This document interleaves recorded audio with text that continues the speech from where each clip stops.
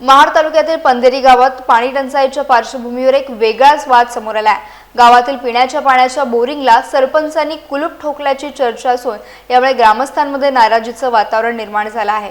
जून महिना संपत आला तरी समाधानकारक पाऊस न झाल्याने अनेक भागामध्ये पाण्याची टंचाई जाणवत आहे। अशा परिस्थितीत पंधेरी गावातील बोरिंगला सायंकाळी 7 ते सकाळी 6 वाजेपर्यंत कुलूप लावले जात असल्याचा आरोप ग्रामस्थांकडून करण्यात येतोय। दिवसभर कामानिमित्त बाहेर असलेले नागरिक सायंकाळी पाणी भरण्यासाठी येतात, मात्र याच वेळेत बोरिंग बंद असल्याने अनेकांना अडचणींचा सामना करावा लागत असल्याचं सांगितलं जात आहे।